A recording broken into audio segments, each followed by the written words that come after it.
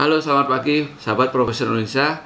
Kali ini saya ingin mengajak Anda untuk melihat perspektif dari seorang ekonom tentang BUMN ramping. Karena kali ini kita bicara tentang BUMN ramping. Seperti apa sih pandangan seorang ekonom tentang ini? Apa manfaatnya dan apakah ini menjadi solusi untuk bangsa kita? Kita dengarkan apa yang disampaikan oleh Mas Heri Firdaus dari Indef Konsultan. Terima kasih. Atas kesempatan yang diberikan. Tapi sebenarnya tadi sudah cukup banyak ya yang disampaikan oleh pemateri sebelumnya. Mungkin saya hanya sedikit menambahkan. Jadi saya sepakat ya dengan ide-ide pemikiran atau yang disampaikan sebelumnya. Memang pertama apa namanya tergantung dari tujuannya kita untuk apa. Tujuan BUMN itu ke depan, apakah ini akan menjadi sebuah badan usaha yang mengedepankan profitable gitu ya, ataukah juga dilengkapi dengan menjalankan fungsi-fungsinya sebagai agen pembangunan atau agent of development. Katakanlah dalam beberapa hal mungkin BUMN perlu menjadi sebuah pionir yang mungkin di bidang itu belum profitable, tapi BUMN perlu masuk ke dalamnya ya untuk menjadi pemancing atau gula-gula bagi supaya investor yang lainnya itu supaya ikut masuk gitu. Jadi kalau kita bayangkan di suatu daerah terpencil ya yang memang daerah itu perlu diakselerasi ekonominya, tidak ada investor yang mau berminat masuk ke dalam.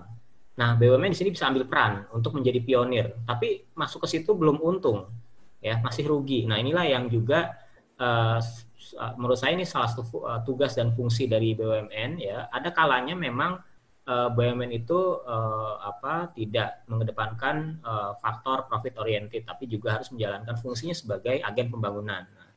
Namun demikian dalam hal pengembangannya ya tetap perlu mengedepankan yang namanya efisiensi, produktivitas dan daya saing. Apalagi kita di era keterbukaan ekonomi ya dengan katakanlah dengan kawasan. Nah ini kita masih bisa membandingkan lah ya secara kasat mata bahwa memang di negara-negara tetangga saja badan usaha milik negaranya itu sudah bisa go internasional dan cukup berdaya saing di mancanegara gitu. Nah inilah yang sebenarnya juga kita tunggu dari BUMN kita bagaimana kancahnya gitu ya atau sepak terjangnya di dunia internasional itu pertama. Kemudian uh, kalau kita berbicara mengenai perampingan BUMN tentu ini pertama ya, apalagi kalau dilakukan di era saat ini, artinya ini sedang dalam masa COVID, ya, ini perlu dilakukan harus secara hati-hati, ya, karena biasanya yang namanya kebijakan yang bersifat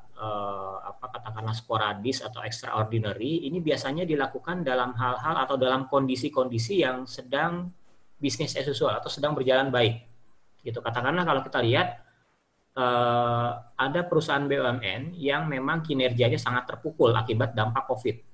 Nah, apakah kinerja yang sangat terpukul di situasi COVID ini itu yang akan dihilangkan atau akan dilikuidasi BUMN-nya? Padahal semestinya dia biasanya pada situasi-situasi normal kinerjanya baik-baik saja.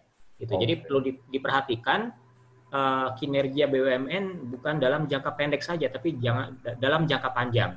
Nah, dalam situasi-situasi apa BUMN itu bisa meraup keuntungan, bisa surplus, bisa segala macam, bisa menyumbangkan dividennya terhadap negara. Nah, kemudian dalam situasi-situasi apa BUMN tersebut memang dalam kondisi yang katakanlah susah untuk untung dan semacamnya seperti itu. Jadi kebijakan-kebijakan seperti ini apabila dilakukan dalam masa ya seperti saat ini pandemi ini harus benar-benar hati-hati gitu karena kalau enggak ya bisa menjadi kurang tepat gitu ya. Katakanlah tadi ada BUMN yang rugi sekarang ya tahun ini.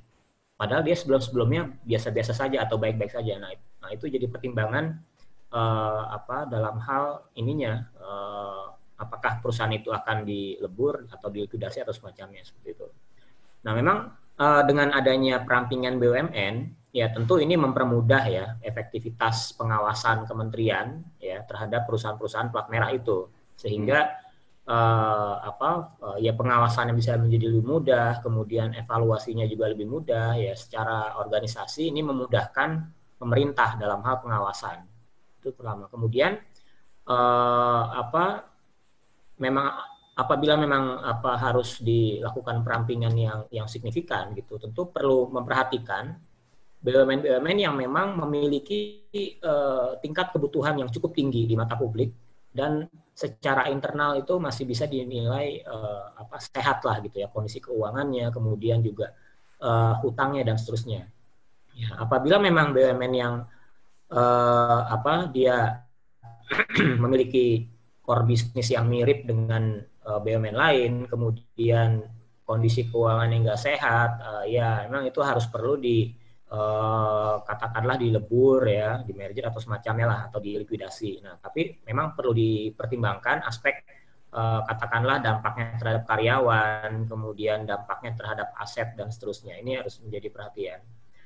Nah, dan yang lebih penting lagi, BUMN itu juga harus berkontribusi terhadap cita-cita nasional. Itu yang pertama. Itu yang selanjutnya. Cita-cita nasional itu apa? Ya, tentu sebagai Indonesia kita menginginkan yang namanya mendapat ketahanan pangan, kemudian energi, kemudian juga menciptakan nilai tambah yang seoptimal mungkin. Karena kalau kita lihat peranan BUMN terhadap permasalahan atau permasalahan ekonomi bangsa ini belum signifikan.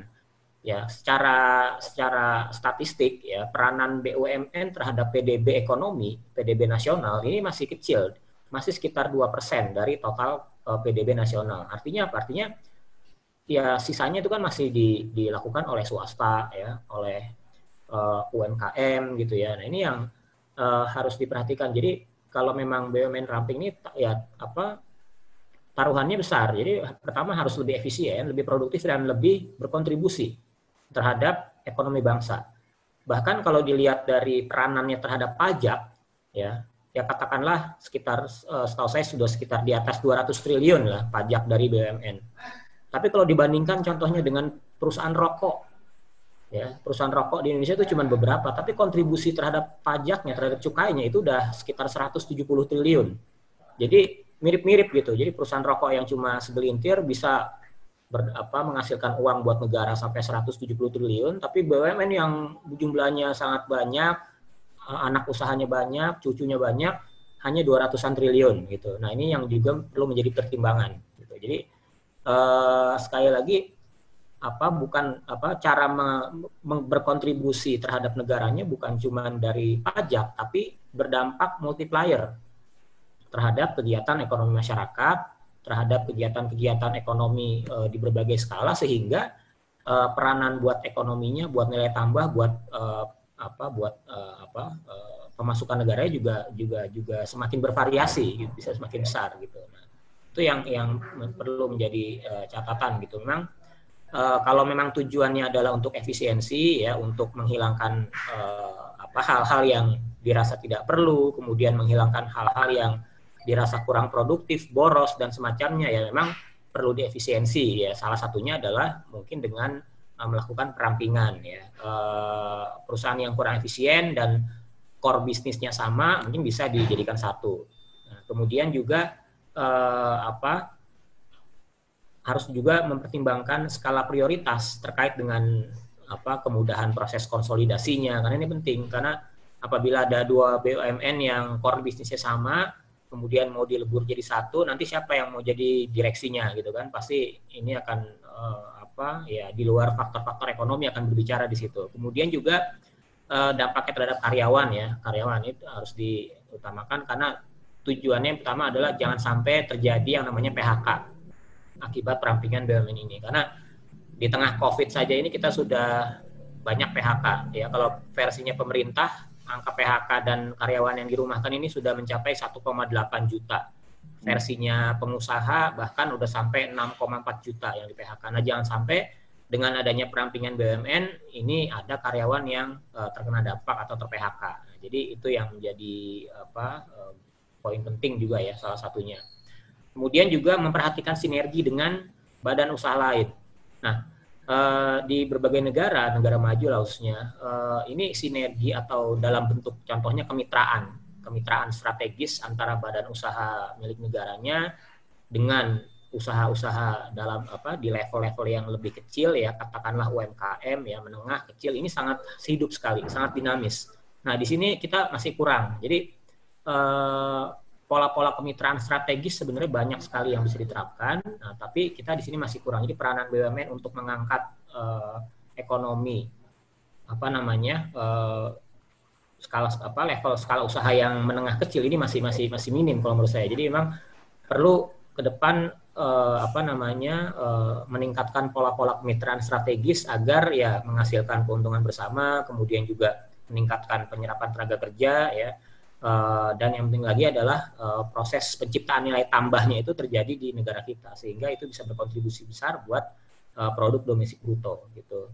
Nah, inilah yang menjadi beberapa poin penting ya. Memang baik lagi tadi tergantung tujuannya. Kita mau BUMN ini ke depan menjadi apa, seperti apa. Kalau memang semua bidang-bidang usaha mau dikendalikan oleh negara, artinya di sini mekanisme pasar mau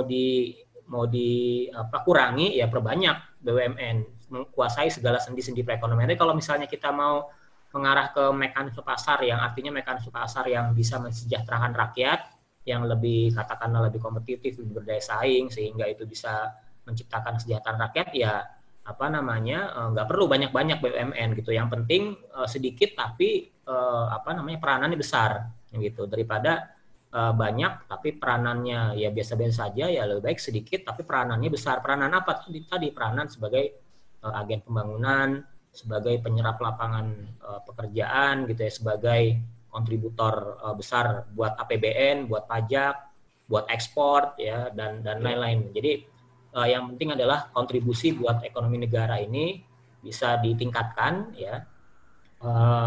Ya caranya tadi bukan memperbanyak jumlahnya, tapi juga bisa dilakukan dengan cara bekerja sama, dengan bersinergi. Nah, salah satu yang dikeluhkan oleh dunia usaha kan, apalagi dalam beberapa tahun ini, di mana pemerintah gencar membangun proyek infrastruktur ya di berbagai bidang, salah satu yang dikeluhkan adalah swasta kurang diajak, gitu ya, dalam proses pembangunan lah gitu. Jadi swasta kurang diajak sehingga itu yang membuat ya mereka jadi tidak bisa berkembang gitu ya. Nah, alangkah lebih baik kalau misalnya ada ya sinergi yang lebih bagus, ya kemitraan yang lebih sinergi agar ya dua-duanya bisa tumbuh gitu. Mungkin demikian dari saya, Pak Agus, Pak Willem, dan Pak Hasnul. Kurang lebihnya mohon maaf. Assalamualaikum warahmatullahi wabarakatuh. Baik.